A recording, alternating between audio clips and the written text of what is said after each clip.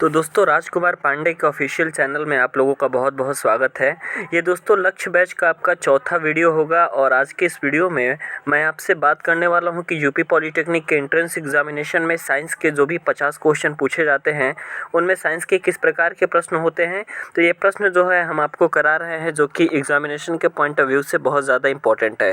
तो इस वीडियो को आप लोग दोस्तों शुरू से अंत तक ज़रूर देखिएगा और इस वीडियो के माध्यम से आप लोगों को कंपटीशन में आने वाले सारे क्वेश्चंस के लेवल को आपको पता लग जाएगा। तो एंट्रेंस एग्जामिनेशन में अक्सर पूछा जाने वाला क्वेश्चन है दोस्तों कि मायोपिया से आप लोगों का क्या तात्पर्य है। जैसा कि आप जानते हैं कि मायोपिया एक प्रकार की ऐसी बीमारी होती है जो कि आँखों में से रिलेटेड होती है और वो आँखों की कौन सी बीमारी है, मायोपिया जिसको कहते हैं दोस्तों। तो मायोपिया का जो अर्थ होता है वो होता है आपका निकट दृष्टि दोष, ठीक है। तो निकट दृष्टि दोष को ही हम मायोपिया कहते हैं और इस तरीके के प्रश्न जो है एंट्रेंस एग्जामिनेशन में उत्तर प्रदेश पॉलिटेक्निक के पूछे जाते हैं। अगला क्वेश्चन है दोस्तों कि कैमरों में किस प्रकार के लेंस का उपयोग में लाया जाता है, यानी कि जो भी हमारा कैमरा होता है उस कैमरा में हम किस प्रकार के लेंस का उपयोग करते हैं। तो ऑप्शन में आप लोग का दिया हुआ है उत्तल, उसके बाद है वर्तुलाकार, उसके बाद है समान मोटाई का और अगला ऑप्शन है आपका अवतल।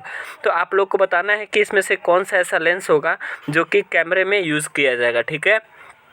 तो दोस्तों जो यदि आप लोग को करेक्ट आंसर मालूम है तो आप लोग जो है हमारे कमेंट बॉक्स में जो है आंसर को ज़रूर दे दें किसी भी क्वेश्चन के आप लोग का करेक्ट आंसर मालूम है तो कैमरों में जो प्रकार का लेंस यूज़ होता है वो होता है आप लोग का उत्तल लेंस के प्रकार का, यानी कि कैमरों में जो भी लेंस यूज़ होता है वो होता है आप लोगों का उत्तल लेंस। तो आपका ऑप्शन नंबर ए जो है करेक्ट हो जाएगा। इस तरीके से जुड़ने के लिए आप लोग को क्या करना होगा कि सब्सक्राइब बटन पे आप लोग को क्लिक करके चैनल को सब्सक्राइब कर लीजिएगा, तो आप लोग को एंट्रेंस एग्जामिनेशन से रिलेटेड वीडियो हमेशा मिलते रहेंगे।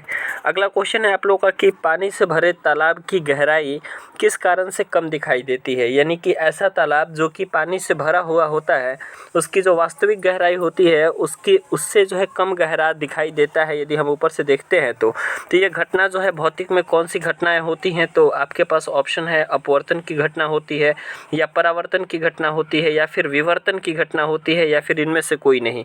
तो चार ऑप्शन आप लोग के पास है, तो आप लोग को बताना है कि कौन सी घटना के कारण भरे तालाब की गहराई जो है कम दिखाई देती है। तो आपका करेक्ट आंसर हो जाएगा ऑप्शन नंबर ए जो कि है आपका अपवर्तन। तो अपवर्तन के कारण ही जो है ये तालाब जो होता है वो कम गहरा दिखाई देता है। अगला क्वेश्चन है कि आप लोग को बताना है कि निम्नलिखित में से किसमें उच्चतम ऊर्जा होती है, ठीक है। आप लोग को बताना है कि ऊर्जा जो होती है कौन से कलर में सबसे ज़्यादा होती है। तो ऑप्शन में आपका है नीले प्रकाश की या फिर लाल प्रकाश की या फिर पीले प्रकाश की या फिर हरे प्रकाश की। तो आपको बताना है कि ऊर्जा जो है काइनेटिक एनर्जी जो होती है वो सबसे ज़्यादा किस में होती है। तो यदि आप लोग को आंसर मालूम होगा तो आप लोग को इसका आंसर जो है आपको कमेंट बॉक्स में देना होगा, ठीक है। इस क्वेश्चन का आंसर जो है मैं आप लोगों पे छोड़ देता हूँ। अगला आप लोगों के पास है क्वेश्चन कि बाह्य अंतरिक्ष में किसी अंतरिक्ष यात्री को आकाश दिखाई देगा, यानी कि बाहर से कोई भी अंतरिक्ष यात्री यदि आकाश को देखता है तो आकाश का रंग कैसा दिखाई देता है।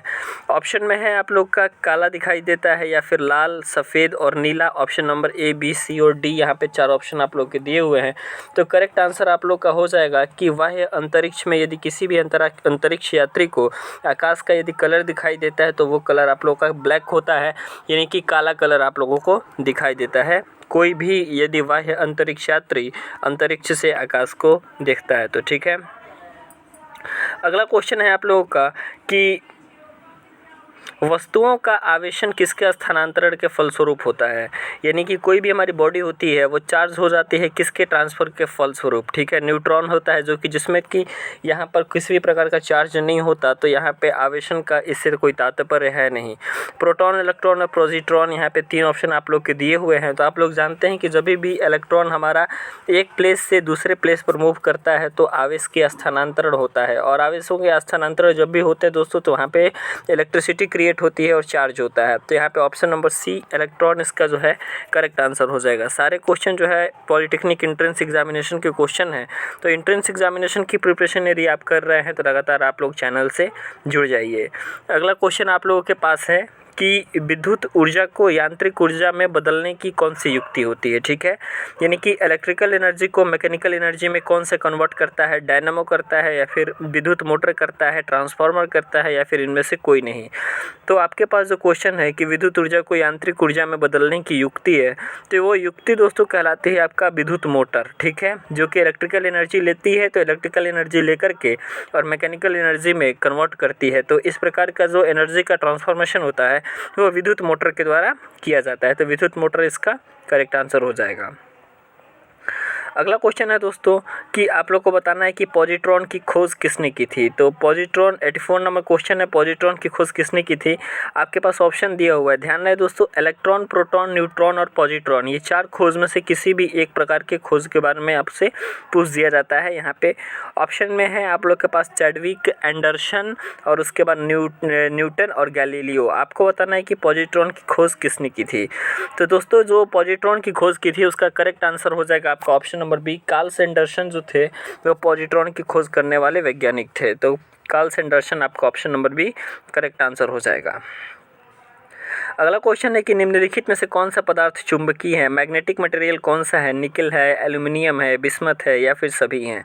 तो यहाँ पे जो करेक्ट आंसर हमको दिखाई देता है वो आपका हो जाएगा ऑप्शन नंबर डी, जो कि इनमें से सभी आपका करेक्ट आंसर हो जाएगा। All are the magnetic material, जैसे कि जान सकते हैं निकल भी है, एल्यूमिनियम भी है, बिस्मथ भी है, जो कि मैग्नेट के प्रति अट्रैक्ट होंगे या फिर रिपेल हो सकते हैं।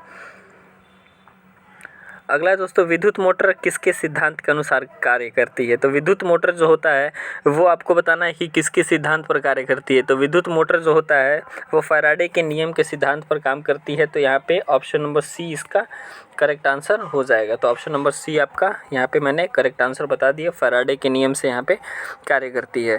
इस तरीके की यदि आप वीडियो दोस्तों देखना चाहते हैं तो आप लोगों को क्या करना होगा, राजकुमार पांडे का ऑफिशियल चैनल को सब्सक्राइब करना होगा। और यहाँ से जो है मैंने लक्ष्य बैच के थ्रू भी और भी बहुत सारी वीडियो पॉलिटेक्निक एंट्रेंस एग्जामिनेशन के ऊपर अपलोड की हुई हैं, तो वहाँ से आप लोग जा कर के देख सकते हैं।